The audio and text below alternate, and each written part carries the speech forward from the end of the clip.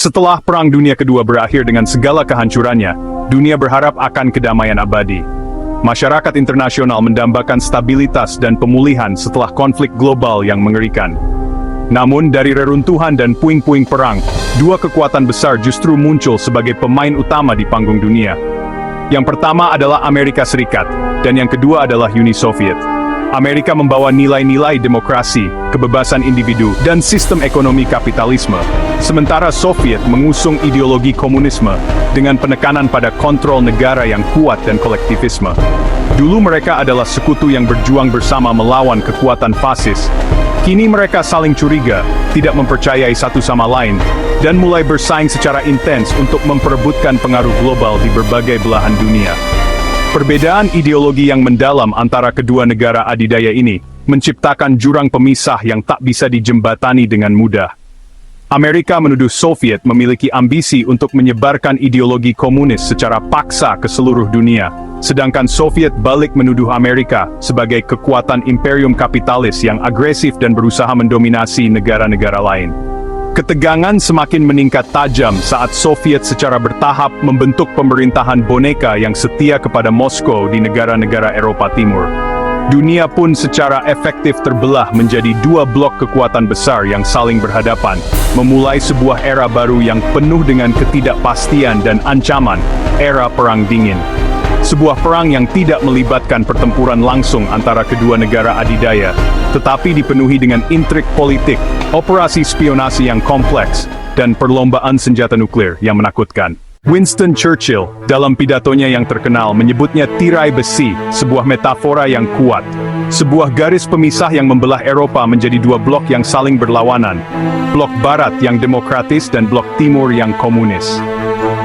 Untuk membendung pengaruh komunisme, Amerika Serikat meluncurkan Marshall Plan, sebuah inisiatif ekonomi besar-besaran untuk membangun kembali Eropa Barat yang hancur akibat perang, dengan tujuan utama menahan laju komunisme. Soviet tidak tinggal diam. Mereka membalas dengan memperkuat cengkeraman kekuasaan di negara-negara Eropa Timur, dan membentuk Pakta Warsawa, sebuah aliansi militer sebagai tandingan NATO yang dipimpin Amerika Serikat. Akibatnya, Eropa berubah menjadi medan siaga militer yang permanen, dengan penumpukan jutaan tentara dan persenjataan berat di sepanjang perbatasan kedua blok. Ketegangan meningkat setiap hari. Namun, persaingan yang paling menakutkan adalah perlombaan senjata nuklir yang berbahaya. Setelah Uni Soviet berhasil menguji coba bom atom mereka pada tahun 1949, keseimbangan kekuatan global berubah secara dramatis. Kedua negara adidaya mulai membangun persenjataan nuklir yang sangat besar, dengan potensi untuk saling memusnahkan. Sebuah konsep yang dikenal sebagai logika Mutual Assured Destruction atau MED. Ironisnya, ketakutan akan kehancuran total inilah yang justru menahan kedua belah pihak dari melancarkan perang terbuka secara langsung. Tetapi perlombaan senjata terus berlanjut tanpa henti, memicu ketegangan global. Dunia hidup dalam bayang-bayang krisis nuklir yang mengerikan, sebuah ancaman yang bisa meledak kapan saja dan mengakhiri peradaban. Persaingan antara Amerika Serikat dan Uni Soviet tidak terbatas pada bumi.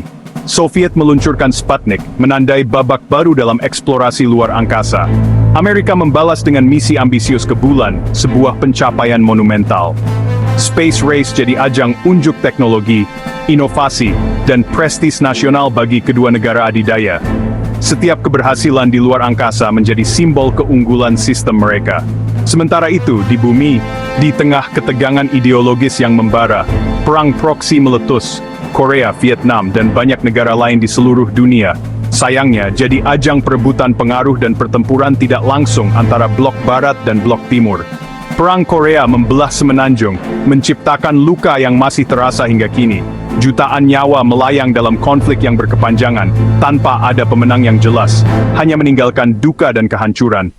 Di Vietnam, Amerika terjebak dalam perang panjang dan mahal, sebuah konflik yang menguras sumber daya dan memecah belah opini publik di dalam negeri. Akhirnya, Amerika Serikat mundur, meninggalkan Vietnam bersatu di bawah pemerintahan komunis, sebuah kekalahan yang memalukan. Perang proksi ini dengan jelas menunjukkan bahwa kedua adidaya rela bertarung habis-habisan untuk memperluas pengaruh mereka, meski bukan di tanah mereka sendiri, menggunakan negara lain sebagai medan pertempuran. Negara-negara kecil seringkali menjadi korban tak berdosa dari ambisi besar para adidaya, hanya demi mempertahankan dan menyebarkan dominasi ideologi masing-masing, tanpa mempedulikan konsekuensi kemanusiaan. Perang dingin bukan sekadar adu senjata dan perlombaan nuklir yang menakutkan, tapi juga merupakan adu pengaruh yang merayap di seluruh penjuru dunia, membagi dunia menjadi blok-blok yang saling berhadapan. Berlin, kota yang terbelah, jadi simbol nyata Perang Dingin. Tembok Berlin dibangun untuk menghentikan eksodus warga ke barat, memisahkan keluarga dan kehidupan. Tembok ini jadi lambang penindasan dan perpecahan. Ketegangan memuncak saat krisis rudal Kuba Soviet menempatkan rudal nuklir di Kuba. Amerika merespons dengan blokade. Dunia menahan napas selama 12 hari, nyaris pecah perang nuklir. Negosiasi rahasia akhirnya mencegah bencana, tapi meninggalkan trauma mendalam. Krisis ini menunjukkan betapa rapuhnya perdamaian dunia di bawah bayang-bayang senjata nuklir. Satu keputusan salah, dunia bisa musnah dalam sekejap. Setelah krisis Kuba, kedua negara mencoba meredakan ketegangan, tapi persaingan tetap panas. Soviet makin tertekan oleh masalah ekonomi, perang Afghanistan, dan perlombaan senjata baru di era Reagan.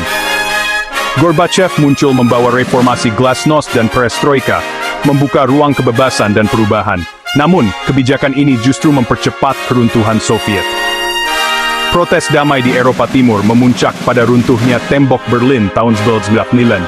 Efek domino rezim komunis tumbang satu persatu, Republik Soviet memerdekakan diri.